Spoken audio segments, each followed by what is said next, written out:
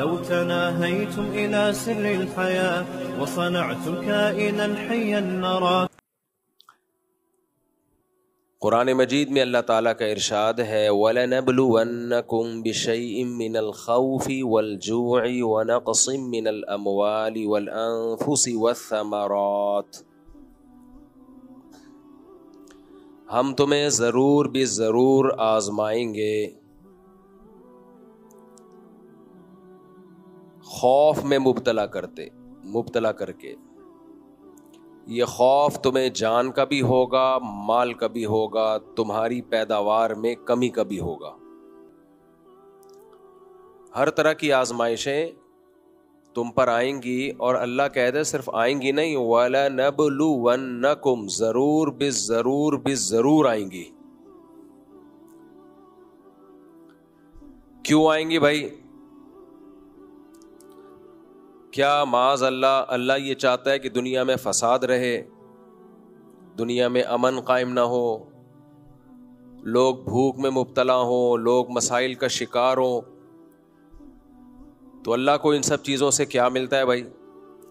انسانوں کو پریشانیوں میں ڈال کے اللہ کو کیا فائدہ ہو رہا ہے؟ کیا والدین چاہتے ہیں کہ ان کی اولاد پریشانیوں میں رہے؟ لیکن حدیث میں تو آتا ہے بھائی اللہ کو اپنی مخلوق سے محبت ماں سے 70 گنا زیادہ ہے. تو پھر اللہ تعالیٰ کیوں انسان کو پریشانیوں میں بھی ڈالتے ہیں؟ وَلَنَبْلُوَنَّكُمْ بِشَيْءٍ مِّنَ الْخَوْفِ وَالْجُوعِ، خوف میں ڈالیں گے، بھوک میں ڈالیں گے. وَنَقْصٍ مِّنَ الْأَمْوَالِ، مال کا نقصان بھی ہوگا. وَالْأَنفُسِ، جانوں کا نقصان بھی ہوگا. والثمرات، پیداوار کا نقصان بھی ہوگا. سارے ہی نقصانات اللہ نے ذکر کر دیے. تو اتنے سارے نقصانات میں ڈالنے سے اللہ چاہتے کیا ہیں؟ اللہ بتاتے ہیں، میں بتاتا ہوں کیا چاہتا ہوں. میں نے دنیا کو دارالامتحان بنایا ہے. دنیا عیش کی جگہ نہیں ہے، مزے کی جگہ نہیں ہے. یہاں مزے ملیں گے تمہیں، لیکن یہ جگہ مزوں کی نہیں ہے. یہاں پیٹ بھرے گا تمہارا، لیکن یہ جگہ پیٹ بھرنے کی نہیں ہے. یہاں دولت ملے گی تمہیں، لیکن یہ جگہ دولت کمانے کی نہیں ہے. یہاں تمہیں صحت ملے گی، لیکن یہ جگہ صحت کمانے کی نہیں ہے. یہاں تم شادیاں کرو گے، لیکن یہ جگہ شادیاں کرنے کی نہیں ہے. یہاں تم لائف کو انجوائے بھی کرو گے، لیکن یہ انجوائمنٹ کی جگہ نہیں ہے. پھر کس کی جگہ ہے اللہ؟ یہ تو نے بنائی کیوں ہے؟ کافر کہتا ہے ایسا ہی بنا دی اللہ نے، کوئی وجہ نہیں ہے. کچھ کافر کہتے ہیں بنائی کہاں، بن گئی خود بخود ہمارا دماغ بن گیا، خود بخود ہماری آنکھیں بن گئی، خود بخود ہماری ناک بن گئی، خود بخود ہم سب بن گئے اور چل پھر رہے ہیں. آٹومیٹیکلی یہ سب کچھ ہو رہا ہے. ہو نہیں سکتا بھائی. آٹومیٹک مشین بھی بنائی جاتی ہے، بنتی نہیں ہے. مینول سے زیادہ تو آٹومیٹک مشکل ہے. پہلے مینول مشینیں ایجاد ہوئی ہیں، آٹومیٹک بعد میں، ان پہ زیادہ محنت ہوئی ہے. تو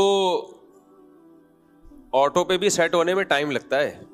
پہلے کوئی آپ کو ایک ٹریک پہ چلاتا ہے، پھر آپ آٹو ہو جاتے ہیں. جیسے کچھ لوگ دوسری شادی کرتے ہیں، پھر تیسری کرتے ہیں، پھر وہ آٹو پہ سیٹ ہو جاتے ہیں. اب کرتے ہی رہتے ہیں، ان کو روکنا پڑتا ہے بس کرو. کچھ لوگ میلے رہتے ہیں، گندے میلے گندے رہ کے سیٹ ہو جاتے ہیں. کس پہ؟ میل کچیل پہ. کچھ صاف ستھرے رہ کے سیٹ ہو جاتے ہیں. کس پہ؟ صفائی پہ. اب ان کو صفائی ستھرائی کی ترغیب دینے کی ضرورت نہیں ہوتی بھائی، وہ اسی پہ سیٹ ہو گئے. لیکن شروع میں سیٹ کوئی کرتا ہے یا خود آپ ہوتے ہیں؟ یہ کام آٹومیٹیکلی نہیں ہوتا. تو کافر تو آرام سے جان چھوڑا لیتا ہے. وہ کہتا ہے بھائی یہ جو دنیا میں حوادث ہو رہے ہیں، جنگیں ہو رہی ہیں، میزائل آ رہے ہیں، ڈرون آ رہے ہیں، یہاں سے جا رہے ہیں، ادھر سے تشریف لا رہے ہیں اور سائرن بج رہے ہیں جنگ کے. یہ سب کیا ہے؟ نیچرل, آٹومیٹیکلی یہ ہو رہا ہے, چلتا رہے گا ایسے. بیماریاں آئیں, پریشانیاں آئیں, کووڈ آیا, پوری دنیا کو لپیٹ لیا اس نے, موتیں ہوتی ہیں, ایکسیڈنٹ ہوتے ہیں. تو وہ اس کے پاس تو اس نے ایک جواب تراشا ہوا ہے جس کا قرآن نے بھی تذکرہ کیا, ان ہی الا حیاتنا الدنیا نموت ونحیا وما یہلکنا الا الدہر. بھائی یہ نیچرل ہے, دنیا کی زندگی ہے, اور زمانے کے تصرفات ہیں. زمانہ کسی کو اٹھاتا ہے, کسی کو گراتا ہے. زمانہ کبھی خوشیاں دیتا ہے. لوگ کہتے ہیں نا ٹائم, پہلے کہتے تھے وقت کی بات ہوتی ہے, بندے دی بات ہوتی ہے تے وقت کی بات ہوتی ہے. اب کہتے ہیں ٹائم کی بات ہوتی ہے. کل کہیں گے ٹائم کی ٹاک ہوتی ہے. سب کچھ انگلش میں آہستہ آہستہ کنورٹ ہو رہا ہے. امام حضرات نے دعا بھی انگلش میں مانگنا شروع کر دی اب تو. اے اللہ ہماری تمام پرابلمز کو حل فرما دے. تو میں نے کہا امام صاحب کو چاہیے تھا جب اتنی انگلش ہے تو حل کو سولو کہہ دیتے. اے اللہ ہماری تمام پرابلمز کو سولو فرما دے. اور اے اللہ کہنے کی کیا دیر ہوتے, او اللہ بولو, او اللہ. آہستہ آہستہ ہم کدھر کو کھسک رہے ہیں؟ سب ادھر کو کھسک رہے ہیں, انگلش کی طرف. انگلش ضرور سیکھو, بین الاقوامی زبان ہے, میری اور آپ کی ضرورت ہے, لیکن اپنی زبان سے رشتہ مت توڑو بھائی. ہم بھی کسی چیز میں بیلنس ہے ہی نہیں, یا تو ادھر کو کھسک جاتے ہیں پورا, یا بالکل ہی دیسی ہو جاتے ہیں. خیر, تو کافر کے پاس تو جواب آسان ہے. کافر کا بچہ ہم کہتے ہیں نا جس کو, اس کے پاس جواب کیا ہے؟ آسان ہے. اس کے پاس جواب آسان ہے بھائی, یہ تو خود بخود ہو رہا ہے, آٹومیٹیکلی ہو رہا ہے. کبھی بزنس اوپر جائے گا, کبھی بزنس نیچے جائے گا. اس میں اللہ کہاں ہے؟ وما یہلکنا الا الدہر. دہر ٹائم کو کہتے ہیں, زمانے کو کہتے ہیں, جس کو ہندی میں زمانہ کہتے ہیں. رمضان کو ہندی میں رمضان بولتے ہیں. رمضان میں مسلمان روزے رکھتے ہیں. یہ رمضان میں روزے رکھیں گے. بہرحال زبان کی بات ہوتی ہے, ٹائم کی بات ہوتی ہے.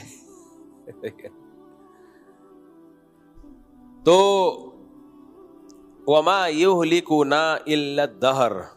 کافر کہتا تھا ہمیں زمانہ ہلاک کرتا ہے, زمانہ ہمیں نوازتا ہے. نبی صلی اللہ علیہ وسلم نے فرمایا لا تسبوا الدہر, زمانے کو برا مت کہو. اس لیے کہ زمانہ کچھ نہیں کرتا, اصل میں کرتا کون ہے؟ اللہ کرتا ہے. یہاں مقصد یہ ہے کہ زمانے کی طرف یقینی نسبت, حقیقی نسبت نہ کرو. مجازن تو نسبت ہو جاتی ہے, کہ حقیقت میں کون کر رہا ہے بھائی؟ اللہ. کافر کو دھوکہ اس سے ہوتا ہے کہ اللہ جب کوئی کام کرتا ہے تو اس کے لیے سبب اختیار کرتا ہے. جو سبب اللہ نے پیدا کی ہے نا, انہی اسباب, تو اس کی توجہ اسباب کی طرف چلی جاتی ہے, اللہ کی طرف نہیں جاتی. اب دیکھو, دو دکانیں ہم نے دیکھی ہیں اس طرح بہت. دو دکانیں, دونوں لسی کی دکانیں ہیں, ذائقہ سیم. ایک کی دکان ایسی چل رہی ہے کہ روکنے سے رک نہیں رہی, وہ کسٹمر کو بھگا رہا ہے, یہ میں نے خود اپنی آنکھوں سے دیکھا ہے. اور دوسرا بیٹھ کے مکھیاں مار رہا ہے. وہ کہہ رہا ہے کوئی نہ پیے, کم از کم مکھی تو نہ پیے نا. لوگ نہ پیے کوئی بات نہیں ہے, لیکن یہ دکان میں نے مکھیوں کے لیے نہیں کھولی. اب کافر بولے گا بھائی اصل میں ہوتا یہ ہے کہ جب کوئی بندہ آ رہا ہوتا ہے تو اس کی دکان پہ رش دیکھ کے ادھر چلا جاتا ہے, اس کی دکان پہ رش نہیں ہے.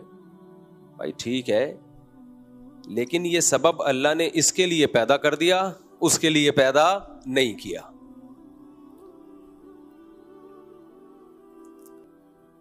تو جو اللہ کو مانے گا وہ اللہ کی طرف نسبت کرے گا. ہم دن اور رات اپنے اسباب کو ٹوٹتا ہوا دیکھتے ہیں. میرے والد صاحب اکثر ایک واقعہ بیان کیا کرتے تھے. پاکستان نیوی میں ایک ہارٹ اسپیشلسٹ ڈاکٹر تھے جو ہارٹ اسپیشلسٹ نہیں بلکہ ہارٹ اسپیشلسٹ کے ٹیچر تھے, یعنی جو اسپیشلائزیشن کر رہے تھے ان کو پڑھایا کرتے تھے. کتنے بڑے اسپیشلسٹ ہوں گے. اور وہ ڈائیگرام بنا کے پوری تصویر بنا کے سمجھا رہے تھے کہ دیکھو ہارٹ اٹیک ایسے ہوتا ہے اور اس سے بچنے کی یہ تدبیریں ہیں. والد صاحب نے بتایا کہ ٹیچنگ کے دوران, پڑھانے کے دوران ان کو اٹیک ہوا اور ان کی ڈیتھ ہو گئی. لو بھیا کر لو کیا کرنا ہے. ڈاکٹر ہمیں کہتے ہیں اپنا کولیسٹرول چیک کر کے رکھو, کروانا چاہیے بھائی. 40-50 سال کے بعد مسائل آتے ہیں. بلڈ پریشر چیک کرو, ہر چیز تمیز سے چل رہی ہے. جو ڈاکٹر لوگوں کو کہتا ہے ظاہر ہے وہ خود بھی کر رہا ہوگا, اور جو ہارٹ اسپیشلسٹ ہے اس کی تو فیلڈ ہی یہی ہے. اس نے اپنا کولیسٹرول, خون میں کتنا گاڑھا پن ہے اور ECG اور یہ سارے ٹیسٹ کروا کے رکھے ہوں گے کہ نہیں رکھے ہوں گے. کیا خیال ہے بھائی؟ ایک دم رپورٹیں کلیئر. اور آپ ابھی پڑھا رہے ہیں کہ جی یہ بلاکیج ہوتی ہے, اس کا خیال کرنا چاہیے, پراٹھے نہیں کھانے چاہیے, فیٹ مت لو وغیرہ وغیرہ, چینی کم کرو. یہ سب وہ رپورٹیں وہیں دھری کی دھری رہ گئیں اور وہ صاحب گرے اور ان کی ڈیتھ ہو گئی. یقیناً اس کا بھی کوئی سبب ہوگا, اس کا بھی کوئی سبب ہوگا, لیکن اس سبب کو پیدا کرنے والا کون ہے بھائی؟ اللہ ہے. سبب کیا ہوگا؟ ڈاکٹروں سے پوچھو تو کہتے ہیں کوئی کرنٹ آ رہا ہوتا ہے دل میں. وہ کرنٹ جیسے ہمارے یہاں لائٹ ایک دم چلی جاتی ہے نا, کوئی وجہ ہوتی ہے ہم لوگ کے یہاں لائٹ جانے کی؟ جنگ نہیں بھی ہوتی تو بھی لائٹ گئی بھی ہوتی ہے,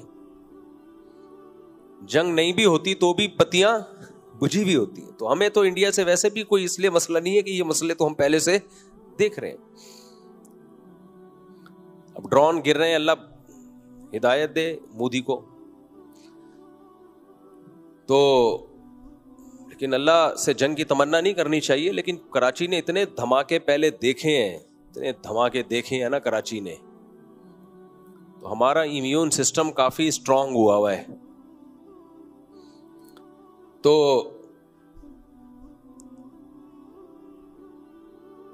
وہ کیا ہوتا ہے کہ ڈاکٹر کہتے ہیں کہ ادھر کرنٹ آتا ہے دماغ سے دل کی طرف, بعض دفعہ بیٹھے بیٹھے وہ کرنٹ ڈسکنیکٹ ہو جاتا ہے, تو آپ کے دل کو انرجی نہیں ملتی, کرنٹ نہیں ملتا, اس سے وہ دھڑکنا چھوڑ دیتا ہے.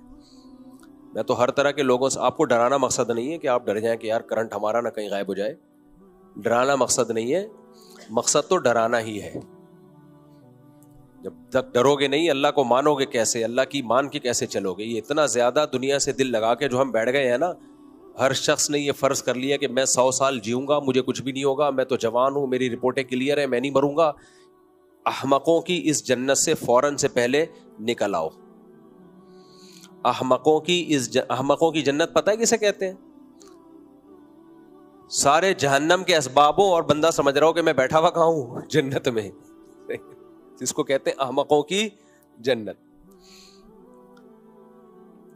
تو مقصد آپ کو ڈرانا ہی ہے کہ کسی بھی وقت مر سکتے ہو. ہوا و حرص والا دل بدل دے, میرا غفلت میں ڈوبا دل بدل دے.